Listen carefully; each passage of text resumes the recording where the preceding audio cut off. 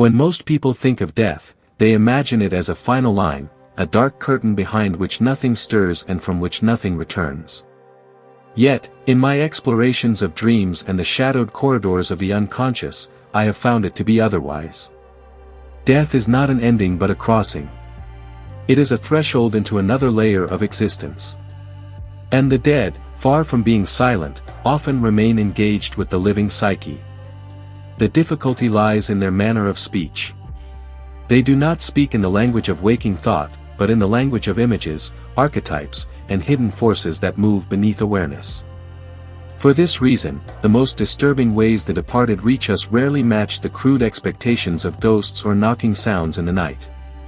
Instead, they arrive in subtler, more powerful forms, flowing through the same mysterious currents that shape our dreams and intuitions. You must recognize this: the psyche does not follow the laws of space and time in the way the physical body does. It is a field, vast and fluid, and death does not dissolve that field, it releases it. What once pulsed within the boundaries of flesh becomes unbound, seeking expression through whatever channels remain open. This is why the presence of the dead often emerges through dreams, through strange coincidences, or through sudden surges of thought and emotion that seem to appear from nowhere. Many of you have felt it without naming it: a heavy stillness just before sleep, a dream so vivid that a loved one long gone seems close enough to breathe beside you, or a subtle shift in the atmosphere of your home as though the very walls had drawn breath. These are not fabrications of sorrow. They are the ways in which a spirit attempts to remain involved in your life, speaking across the veil in the only language still available to them. Within the symbolic life of the psyche, the dead are never reduced to simple memories. They exist as active presences in the collective unconscious, dwelling in the same realm as the archetypes themselves. This is why the voice of a departed parent can still admonish or console you decades after their burial, not merely as recollection, but as a living influence that continues to shape your inner world. They do not appear as they were in life, for the psyche is unconcerned with perfect likeness. Instead, they clothe themselves in symbols, in images weighted with meaning. A father may return in a dream as a seasoned captain steering a ship through storms. A friend might appear carrying an undying lantern through the night. These forms are not arbitrary, they are messages, carefully woven in the ancient language of the soul. And here lies the unsettling truth: the departed do not always return in the form you hope for. At times, they appear distorted, carrying the weight of what was left unresolved. A spirit freed from the body may amplify the very qualities that were hidden or restrained in life. The gentle woman may now arrive as a flood of overpowering feeling, sweeping away your calm in the night. The angry man may return as a heavy echo lodged in your chest, constricting you each time you try to rest. It is rarely out of malice, rather, their unfinished patterns remain entangled with your own. Death does not sever such bonds, it can intensify them, for without the distractions of daily life, the connection resounds with even greater force. I have witnessed this in those who spoke of recurring dreams, where the dead seem to accuse them of betrayal or beckon them into shadowed rooms. Yet upon deeper exploration, these visions revealed themselves not as condemnations, but as symbolic demands for acknowledgement. The dead were not seeking revenge, they were asking to be remembered fully, for their stories, both light and dark, to be held in balance. To resist this summons is to invite their shadow to take root more deeply. Many of the living attempt to drive away such experiences, dismissing them as morbid fantasies. But in doing so, they deny themselves a vital dialogue with the unseen, a conversation that is as necessary for the soul as breath is for the body. At times, the most disquieting gestures of the dead reveal themselves through synchronicity. These are not mere coincidences, but meaningful convergences of inner and outer events. You think of a departed friend, and in that very moment a song they cherished drifts from a passing car. You wander into a second-hand shop, pull a random book from the shelf, and inside it lies their handwriting. The rational mind calls this chance, but the psyche knows better, it recognizes the crossing of worlds. The dead, no longer confined to linear pathways, weave their presence into patterns, and it is your awareness that serves as the loom upon which these designs appear. In this way, they communicate without words, stitching meaning into the fabric of your days.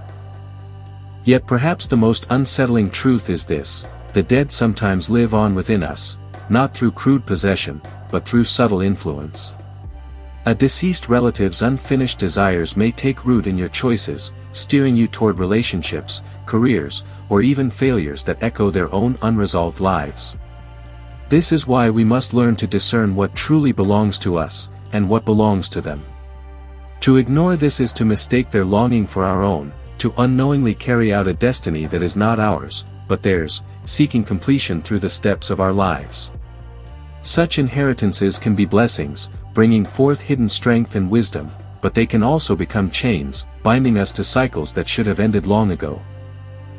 In the ancient world, this truth was acknowledged through sacred rites, ceremonies not only meant to honor the dead, but also to release them, and in doing so, release the living from their lingering hold.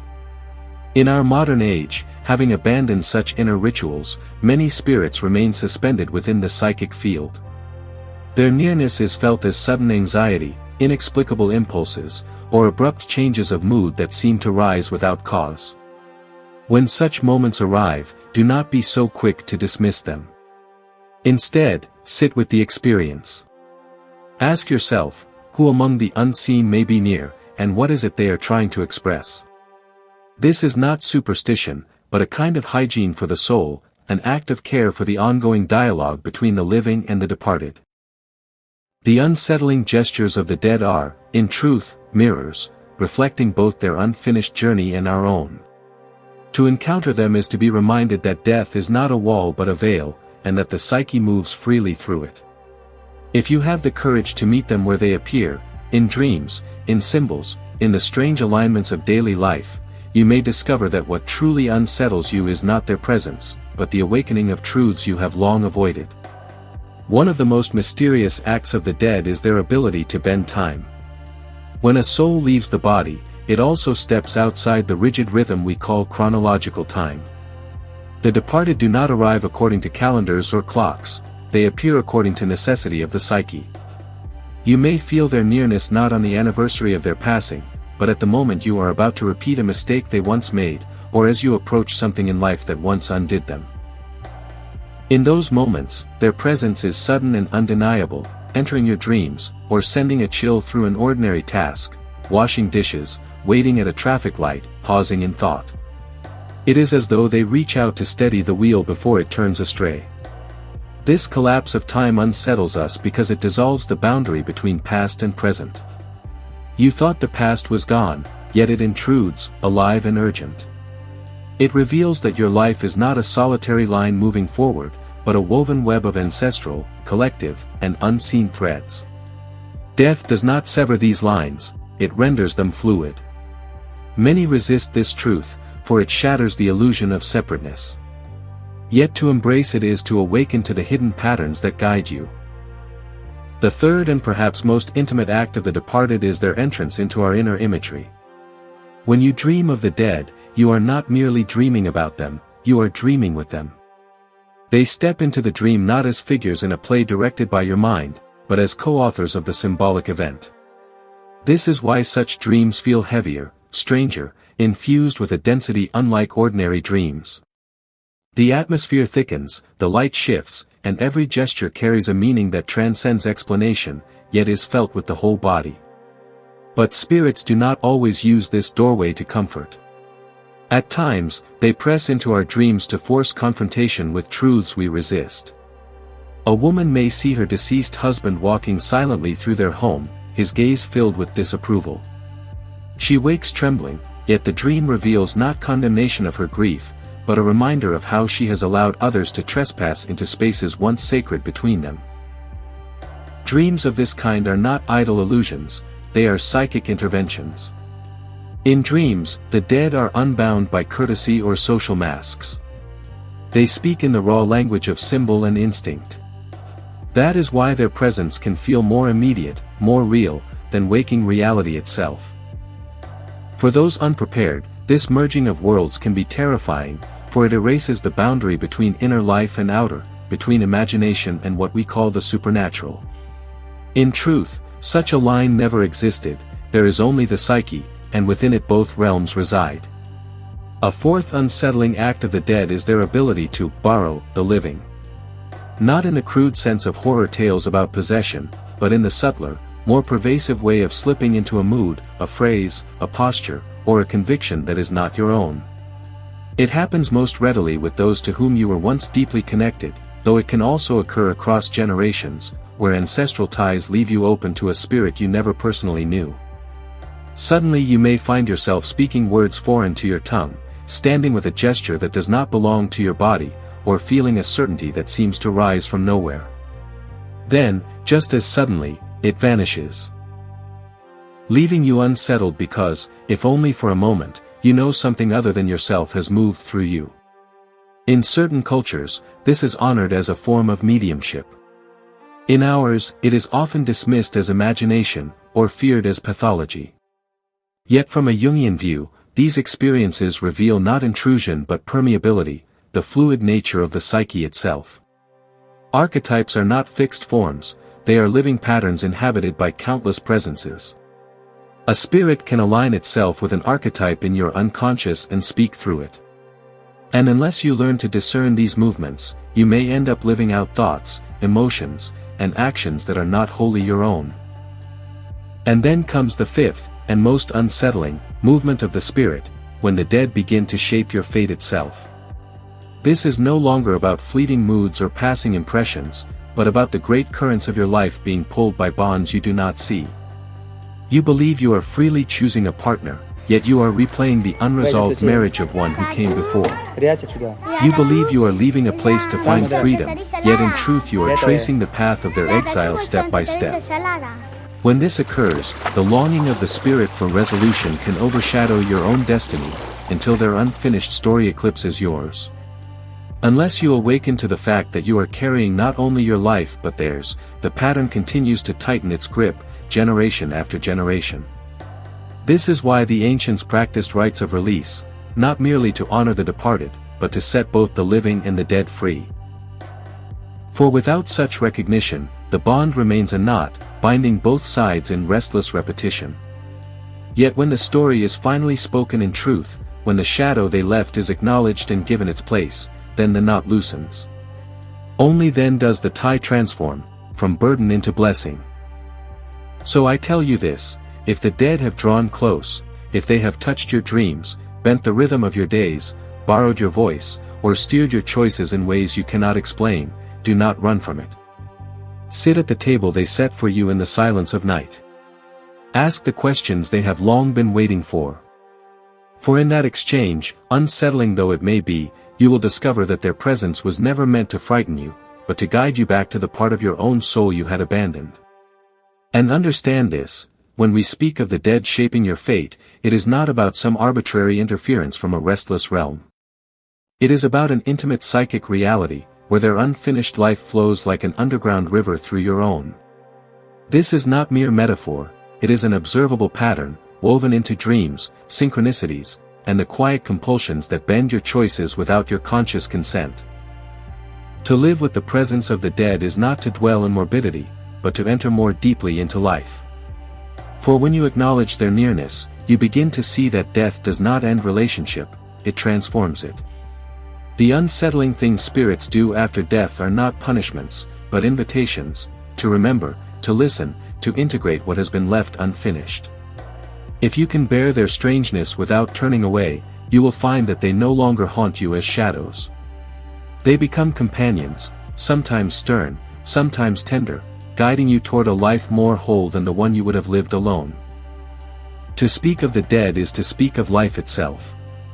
Death has never been a closed gate, but a threshold, a crossing into a realm where the unseen continues to shape the visible.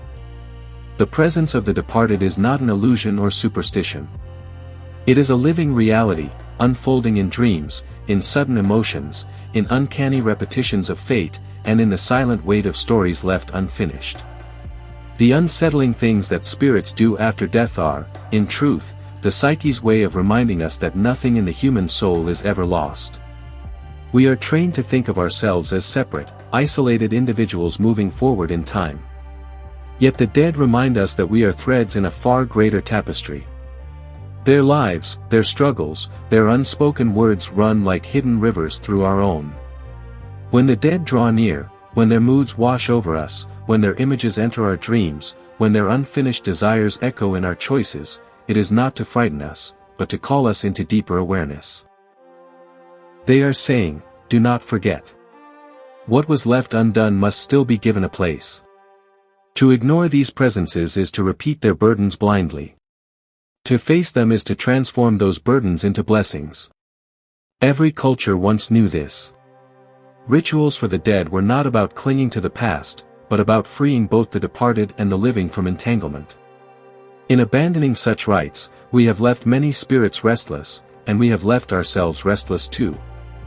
The anxiety that seems to rise without cause, the shadow that follows a family for generations, the sudden chill in the midst of ordinary life, these are not accidents. They are reminders that life and death are woven into one fabric. The dead bend time. They arrive not according to anniversaries, but according to necessity. They appear when you are about to make the same mistake they once made, or when you stand at a threshold they themselves could not cross. In those moments, their nearness is not metaphor but reality. They lean through the veil, urging you to see what they could not, to live what they left incomplete. If you can bear their unsettling touch without denial, you will begin to hear what they are truly asking. They ask for remembrance, for acknowledgement, for the courage to carry their unfinished stories to completion. And in answering them, you are not losing yourself, you are finding a larger self, one that includes your ancestors, your lineage, and the unseen depths of the human soul. This is the task, not to banish the dead, but to listen. Not to fear their presence, but to enter into dialogue.